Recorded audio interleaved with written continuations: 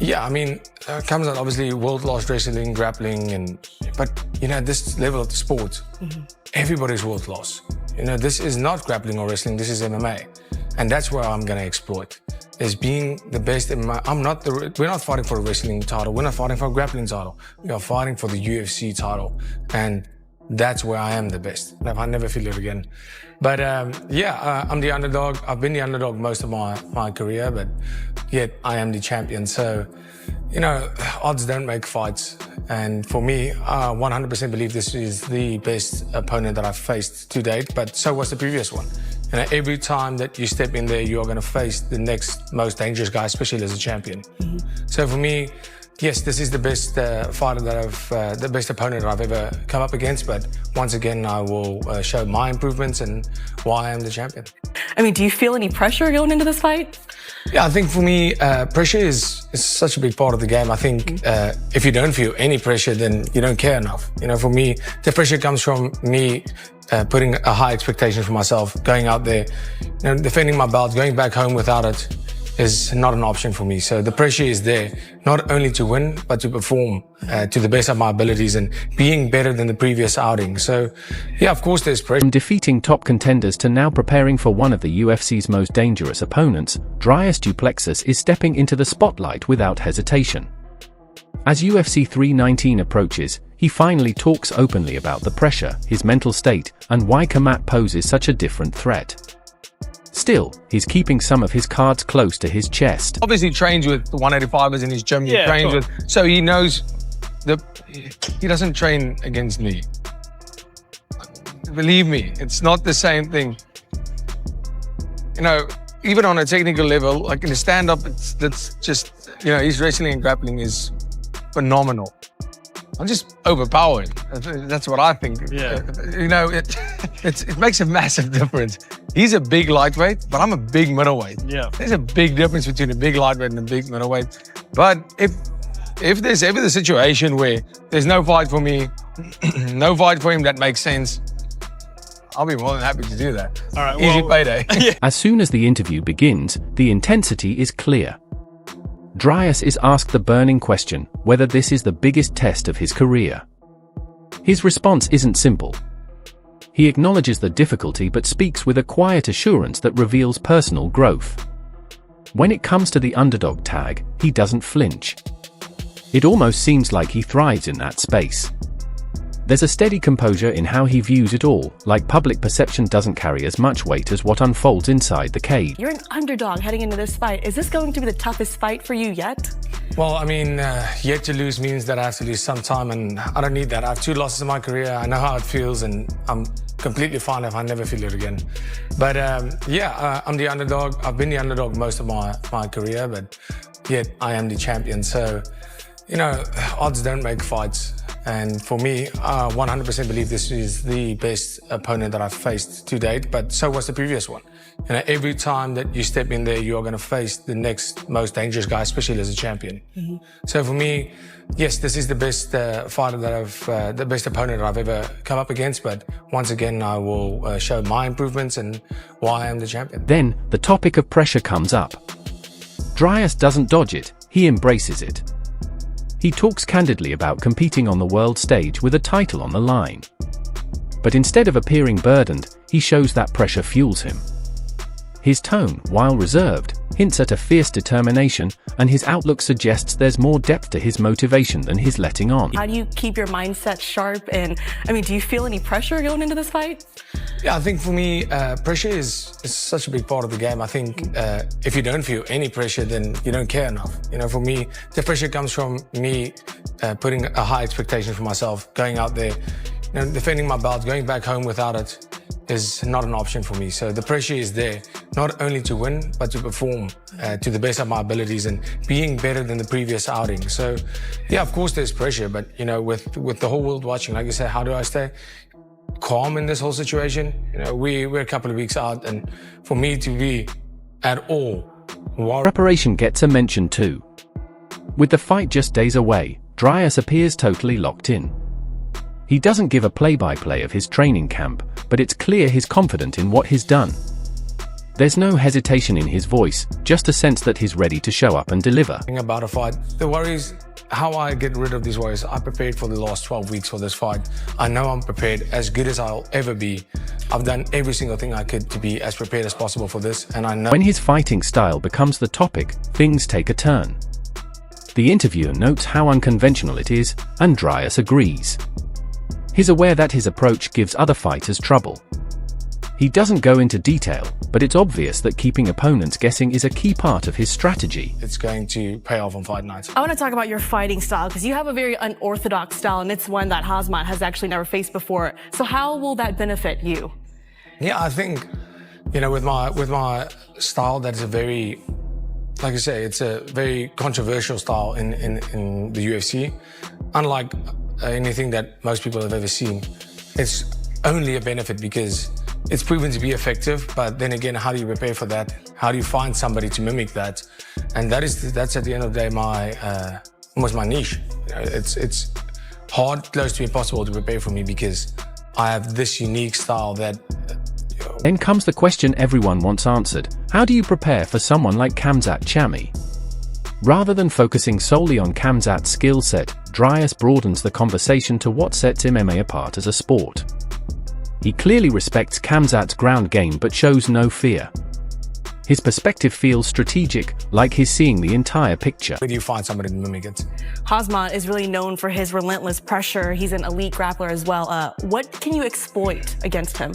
Yeah, Khamzat obviously world-class wrestling, grappling, but at this level of the sport, everybody's world-class. This is not grappling or wrestling, this is MMA.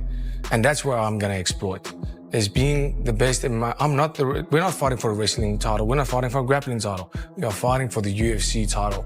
And that's where I am the best. I'm not the best wrestler, I'm not the best grappler or best striker. But when you put all of those things together, if you combine it, and that's the sport. After peeling back the layers of his mindset, Dricus left the audience with more intrigue than clarity. That's when the conversation moved beyond him. Veteran fighters and analysts started weighing in. One of the sharpest voices was Demetrius Johnson. He broke things down beyond the hype, analyzing the clash of fighting styles, momentum, and the unpredictable timing of it all. He recognized Khamzat's likely early grappling approach, but he also started to map out what might unfold when Dricus begins pushing back. Khamzat's very popular over there, and it's gonna be a sick fight because we know what Khamzat's gonna do. He's gonna go out there, he's gonna look to fucking wrestle, right?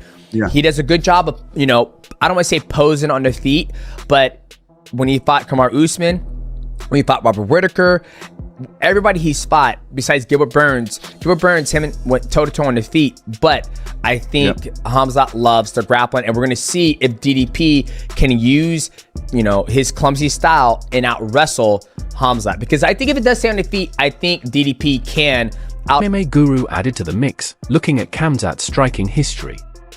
He brought up how Khamzat handles stand-up situations, not flashy, but rhythmic. The intriguing part? He sees a chance for Dricus to disrupt that rhythm. Without revealing specifics, he hinted that if the fight stays on the feet early, Dricus might have more opportunities than people expect. Strike him because Khamzat does have a rhythm to him, and he's not very, bop, bop, bop, bop, bop, bop. Like, he doesn't really throw a lot of combinations, but I think that's the fight to make, and they're going to make that fight happen.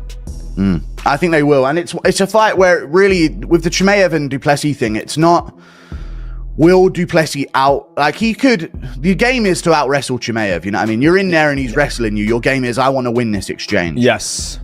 That's where the tone shifted. Guru started to think about this matchup not just as a win-loss scenario, but as a battle of timing.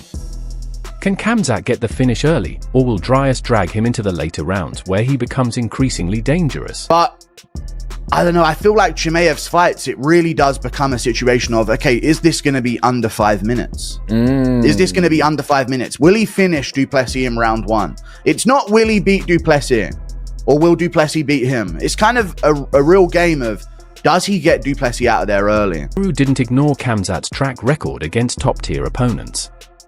But he pointed out the context, short notice bouts, size advantages, and more. His question was simple: what happens if Khamzat doesn't dominate early? What if Dricus keeps pushing and turns the final round into chaos? Why do you say that's that? the way you've got. Why do you say early? Like, why do you don't think if it goes to the later rounds like it did with Kamaru Usman, you don't think he's going to be able to get the job done? No, I think if he's left on the feet with Du Plessis after a round and a half of grappling, and he's in the same position that he was in when he was against Gilbert Burns and Kamaru Usman, I think the physicality advantage of Du Plessis will start to... Usman's really good, but Usman took the fight on short notice. He wasn't bulked up to 185. He wasn't ready for a Chimaev all of a sudden. Guru's final thoughts were compelling. He didn't pick a winner outright, but he painted two scenarios.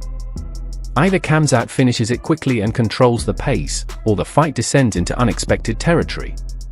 That's where Dricus's awkward, relentless style might create the kind of wild shifts that change everything. For a Chimaev, all of a sudden.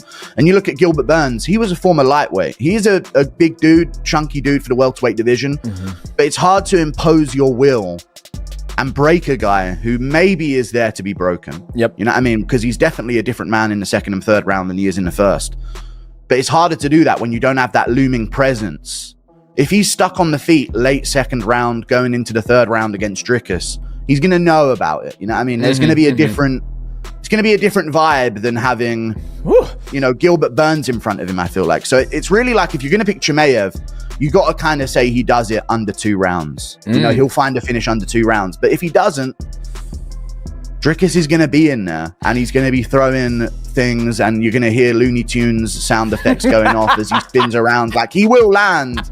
And you know what I mean? The sound effects will play on TikTok for years to come if he starts getting off on Chimaev in the later rounds. So it's an interesting fight. Right after that, another strong opinion entered the discussion. Israel Adesanya has been watching Dricus closely.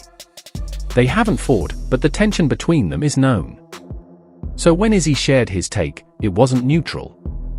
While he didn't go into deep technical details, his prediction reflected a timeline. He believes the early minutes are crucial, and if the fight drags on, chaos could take over. It didn't sound one-sided. If anything, he hinted at an unpredictable brawl that either fighter could take depending on how it unfolds. There's even a sense that he sees a bit of himself in the matchup, or at least in how uncertain it could get. Not bad, but I still think Dricus gets it. I think just late finish, late finish. Khamzat would, I think Khamzat will, if he wins, it's the first 2 rounds, or the first round. But Dricus is just chaotic. Chaotic good, chaotic evil. That's literally what this fight might be, chaotic good versus chaotic evil. Renier weighed in as well, and he didn't hold back. He even joked about hoping Khamzat pulls out late so he could step in at UFC 319. It showed just how ready and serious he is about taking on either opponent. I'm still hoping Khamzat pulls out last minute. It's 2 weeks after my fight, so maybe we can still get lucky. When asked to pick a side, Renier leaned toward Dricus, and not just on instinct. He's trained with both men and believes Dricus has the advantage in endurance and pacing. Renier doesn't see Khamzat scoring an early finish, and he feels the longer the fight goes, the more it tilts toward Dricus. He emphasized how Dricus thrives in the later rounds, building momentum while his opponents fade. I'm not sure. I'm still leaning towards Dricus because of the experience I have with training with both the guys. I just don't see Khamzat finishing him early, and I see Dricus building in the 3rd, 4th, 5th round. I see him edging it out, but we'll see. Hopefully it never happens and I can jump in. Do you reckon Dricus could hang in there with Khamzat on the ground? Renier's analysis wasn't based on hype, it was grounded in first-hand experience. And if plans fall apart and someone withdraws, he's already prepared to step in. For now, though, his prediction is clear: Dricus Du Plessis has what it takes to outlast Khamzat. But not everyone agrees. Mike Perry stepped in with a very different viewpoint. He didn't dive into stats or styles. Instead, he focused on the mental makeup of each fighter. Perry talked about resilience, toughness, and how Drich absorbs damage. He brought up a past Khamzat moment, questioning whether that same approach works against someone as durable as Drich. He hinted that the outcome could depend more on grit than technique. Some people are like, oh, Khamzat all day. Some people are like, DDP all day. You know, Khamzat trains in like Sweden and like California, and Dricus trains in the trenches of Africa. I think DDP is just this awkward boulder. He's just an iron boulder. Khamzat has skills. He's gonna jump on the back. He's gonna pull some backpack. Yeah, he's gonna like he tried on Rob, but I don't think you're gonna be able to, like you just said, dude. He is just like an iron boulder. Like he's gonna survive. It's gonna end up being like the Gilbert Burns and Khamzat fight. With voices like MMA guru Adesanya and Mike Perry weighing in, the Dricus versus Khamzat clash has become more than just a fight. It's a collision of styles, backgrounds, and momentum. Both men have walked very different paths, but they're now headed straight at each other. So what do you think? Will Khamzat come out storming, or will Dricus pull him into deep waters and test his limits? Share your thoughts in the comments.